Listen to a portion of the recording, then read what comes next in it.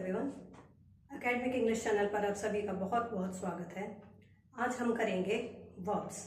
Verbs क्या होती हैं? वर्ब्स होता है कोई भी एक्शन। अब ज़रूरी नहीं है कि वो काम करना ही हो, वो किसी चीज़ के बारे में उसकी पोजीशन को भी बता सकता है। ठीक है, जैसे तारे हैं, तारे ब्राइट हैं, स्टार्स आर ब्राइट। तो जो ब्राइट है वो तारों की विशेषता बता रहा है, लेकिन ये बता रहा है कोई अवस्था उसकी। चमकदार तारे हैं, एडजेक्टिव नहीं है, लेकिन यहाँ पर ये बता रहा है कि जो तारे हैं वो चमकदार हैं। यानी वर्ब क्या होता है? कोई भी एक्शन।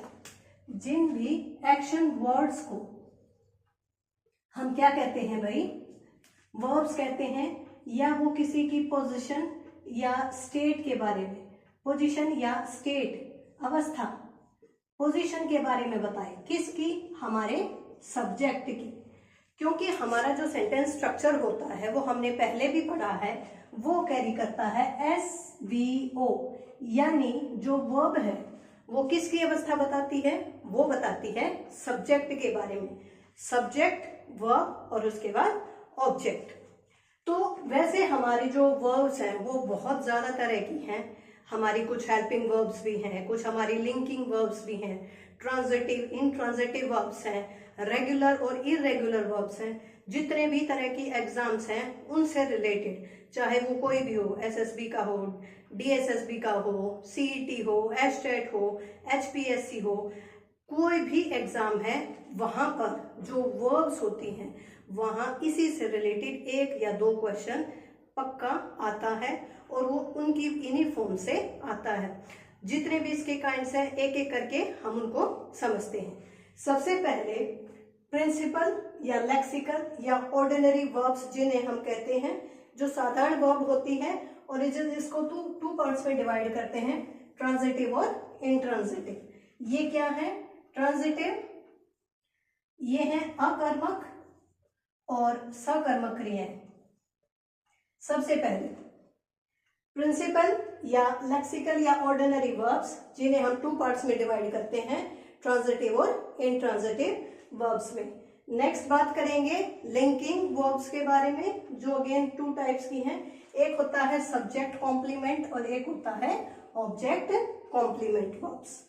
तीसरी तरह की जो है वो है ऑक्सिलरी वर्ब्स, जो कि प्राइमरी ऑक्सिलरी वर्ब्स जो है डू, बी, हैव। अब डू, बी, हैव क्या है? डू यानी डू, डज और डिड। बी की फॉर्म प्रेजेंट में इज, एम, आर। पास्ट में हो जाएगी वाज, वर और बीइंग और बीइंग। ये है बी की फॉर्म। हैव की फॉर्म आ जाती है हैज, हैव और हैड, हमारी पास्ट में चली जाती है। इसके बाद मॉडल ऑक्सिलरी। मॉडल ऑक्सिलरी में जितने भी हमारे मॉडल्स हैं, can, could, shall, should, may, might, must, और ये सारे मॉडल्स हमारे इसके अंतर्गत आ जाते हैं। हम सभी इनमें हेल्पिंग वर्ब्स में ही काउंट करते हैं। और तीसरे नंबर पर आ जाते हैं हमारे मार्जिनल या सेमी ऑक्सिलरी वर्ब्स, जिसमें तीन है, डेयर, नीड और यूज्ड टू। सभी के बारे में एक्सप्लेन में हम अपने वीडियोस में करेंगे। सबसे पहले बात करते हैं ट्रांजिटिव और इंट्रांजिटिव के बारे में। इसमें सिर्फ ये फर्क होता है, पेपर में यहां से मोस्टली क्वेश्चन आते हैं कि आपको फाइंड आउट करना है कौन सी ट्रांजिटिव वर्ब है और कौन सी इंट्रांजिटिव वर्ब है। बहुत ही छोटा सा फॉर्मूला है। जो ट्रांजिटिव वर्ब होती है, इट कैरीज अ ऑब्जेक्ट। एक ऑब्जेक्ट होता है किसमें? ट्रांजिटिव वर्ब में। और इंट्रांजिटिव में नो ऑब्जेक्ट, इसमें कोई भी ऑब्जेक्ट नहीं होता। जैसे एग्जांपल देखिए, द बेल रिंग। स्कूल में छुट्टी होती है ना, बच्चे क्या कहते हैं? अरे घंटी बज गई। द बेल रिंग, किसने बजाई है ये नहीं कहेंगे, सब कहेंगे अरे घंटी बज गई, छुट्टी हो गई। The bell ring. The bell हमारा सब्जेक्ट है, रिंग यहाँ पर वर्ब है, लेकिन यहाँ पर आगे ऑब्जेक्ट नहीं है, तो ये कौन सी वर्ब होगी? हमारी इंट्रांजिटिव वर्ब होगी। लेकिन जब हम यही बात कहते हैं, the peon bell the ring, the peon bell the ring, peon ने बेल बजाई। पियन है हमारा सब्जेक्ट। सब्जेक्ट यानी क्या है? हमारा नाउन। नाउन कैसी? Common noun. हम अपने सेंटेंसेस को इसी तरह से कर रहे हैं, एक ही सेंटेंस के टुकड़े कर रहे हैं। हम एक एक चीज ये सेग्रीगेशन करते चल रहे हैं कि कौन सी चीज क्या है। द आर्टिकल है, इसको डिटर्मिनर भी कहते हैं क्योंकि मैं क्लास में पढ़ा चुकी हूँ कि जो आर्टिकल्स होते हैं वो डिटर्मिनर्स के ही अंदर आते हैं। पीएन ये हमारा सब्जेक्ट है और सब्जेक्ट में भी नाउन, नाउन भी कैसी, कॉमन नाउन। अगर पीएन का नाम देते भी रामू द पीएन तो रामू क्या हो जाता है हमारी प्रॉपर नाउन, लेकिन यहाँ पर है कॉमन नाउन। बेल यहाँ पर वर्ब है। अब वर्ब से आगे देखिए ये क्या है हमारा ऑब्जेक्ट है, और ऑब्जेक्ट में भी रिंग क्या होता है बजाना, ठीक है। इसके आगे क्या लगा है, आर्टिकल लगा है, तो ये क्या बन जाती है हमारी नाउन। तो पीएन बेल द रिंग, तो ये हमारा क्या हो गया ट्रांजिटिव वर्ब। एक और एग्जांपल देखिए, the train stopped suddenly. The train हमारी नाउन है और ये हमारा सब्जेक्ट है। स्टॉप्ड हमारी वर्ब है, सडनली अचानक ये एडवर्ब हो गई, लेकिन हमारा ऑब्जेक्ट तो मिला नहीं है। ये इसकी अवस्था को बता रहा है कि अचानक से क्या रुक गई, ट्रेन रुक गई। लेकिन यहाँ देखिए the driver stopped the car, कोई करता है जिसने ये काम किया है, कोई पीएन है जिसने बेल बजाई है। तो जहां पर सब्जेक्ट होगा और एक ऑब्जेक्ट होगा वो हमारी ट्रांजिटिव वर्ब्स आ जाएंगी, और जहां पर ये नहीं होता जैसे birds fly, child laugh, children place, इस तरह के वर्ड्स होते हैं जो ऑब्जेक्ट कैरी नहीं करते हैं, उनको हम इंट्रांजिटिव कहते हैं। अब यहाँ पर एक ऑब्जेक्ट है the PN bill the rank, एक ही ऑब्जेक्ट है। अब जरूरी तो नहीं सेंटेंस में एक ही ऑब्जेक्ट होगा, दो ऑब्जेक्ट भी हो सकते हैं। तो वो सेंटेंस देखिए, ही टीचेस अस इंग्लिश। ही हमारा यहाँ सब्जेक्ट है, सब्जेक्ट में ये क्या है प्रोनाउन है। टीचेस हमारी वर्ब है, अस है हमारा ऑब्जेक्ट, और इंग्लिश क्या है हमारा दूसरा ऑब्जेक्ट। ये हमने डायरेक्ट और इनडायरेक्ट ऑब्जेक्ट में किया है।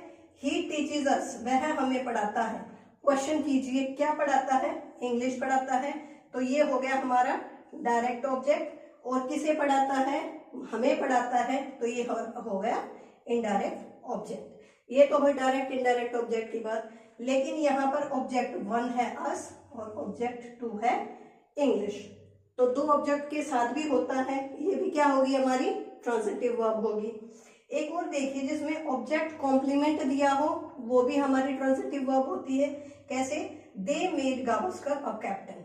दे हमारा सब्जेक्ट है, सब्जेक्ट कैसा प्रोनाउन है, मेड वर्ब है, गावस्कर उन्होंने बनाया गावस्कर को क्या, एक कैप्टन। कैप्टन बना दिया है, किसको बनाया, गावस्कर को। गावस्कर क्या है, ऑब्जेक्ट है। तो ये ऑब्जेक्ट के बारे में बात हो रही है। कैप्टन कौन बना, गावस्कर, तो ये हो गया ऑब्जेक्ट कॉम्प्लीमेंट। तो यहां पर भी हमारा क्या आ जाएगा transitive verb. He called me mad, he pronoun है, ये हमारा सब्जेक्ट है, और ये है वर्ब, क्योंकि वर्ब किस पर लाई करता है, किसके लिए बताता है, सब्जेक्ट ने जो किया है वही तो बताएगा ना। कॉल किया है किसने, बुलाया है किसने, ही ने।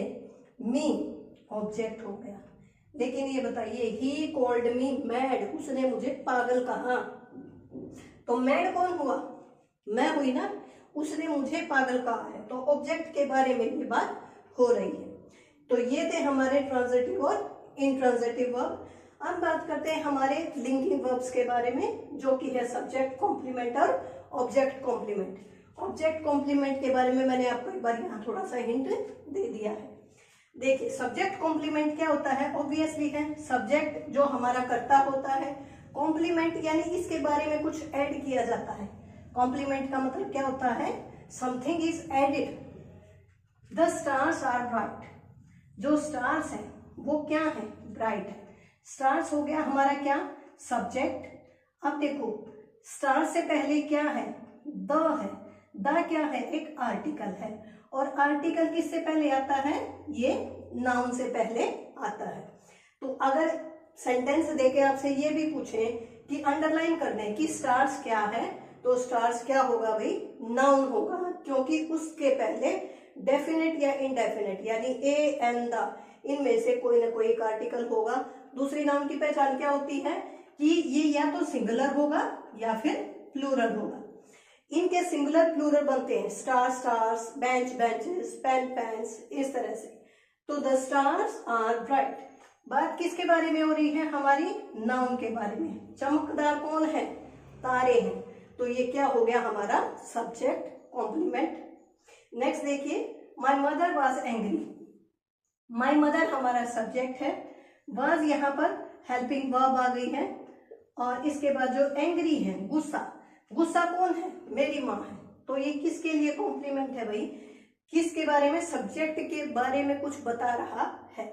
शी इज अ डॉक्टर, वो एक डॉक्टर है, तो ये हेल्पिंग वर्ब आ गई, ये हमारा सब्जेक्ट हो गया, और ये हमारा क्या हो गया भाई? Object complement. यानी इसके बिना ये क्या है? अधूरा है, सब्जेक्ट कॉम्प्लीमेंट। अब बात करते हैं ऑब्जेक्ट कॉम्प्लीमेंट की। जैसे अभी हमने देखा, we made Rohit our monitor. We हमारा सब्जेक्ट है, मेड हमारी वर्ब है, रोहित हमारा ऑब्जेक्ट है, और आवर मॉनिटर, रोहित को अपना क्या बनाया है? मॉनिटर बनाया है। ऑब्जेक्ट के बारे में ये बात कही जा रही है, तो ये हो गया हमारा ऑब्जेक्ट कॉम्प्लीमेंट। नेक्स्ट देखिए, they appointed Keshavi their referee. They subject यानी प्रोनाउन है यहाँ पर हमारा, अपॉइंटेड वर्ब है, केशवी अगेन हमारी नाउन है, लेकिन यहाँ पर क्या है भाई? ऑब्जेक्ट है। दे अपॉइंटेड केशवी, केशवी को क्या बनाया है? रेफरी बनाया है, और ये जो रेफरी है यहाँ पर ये क्या है? ऑब्जेक्ट कॉम्प्लीमेंट है, यानी केशवी के बारे में बात हो रही है, तो ये हमारे ऑब्जेक्ट कॉम्प्लीमेंट।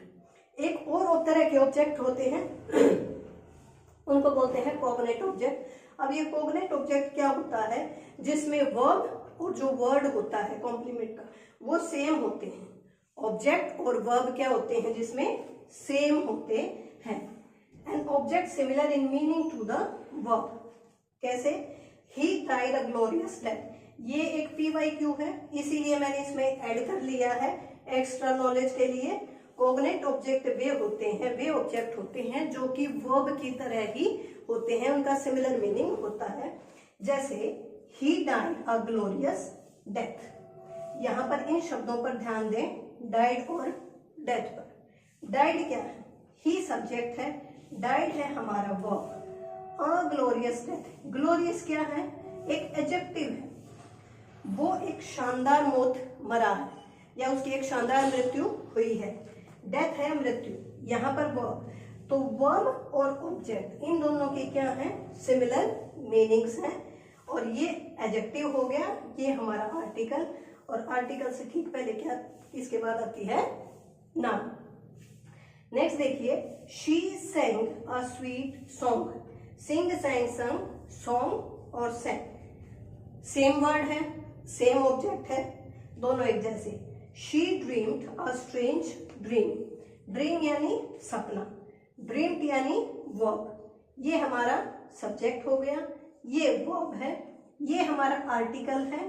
स्ट्रेंज यानी अजीब, ये अगेन एडजेक्टिव आ गया, और ये क्या है? हमारी नाउन है, लेकिन यहाँ पर क्या है? ये ऑब्जेक्ट है। She dreamed a strange dream, उसे एक अजीब सा सपना आया। ठीक है, तो यहाँ पर कोग्नेट ऑब्जेक्टिव किसके बोलेंगे? जिसमें कि वर्ब और ऑब्जेक्ट दोनों सिमिलर होते हैं।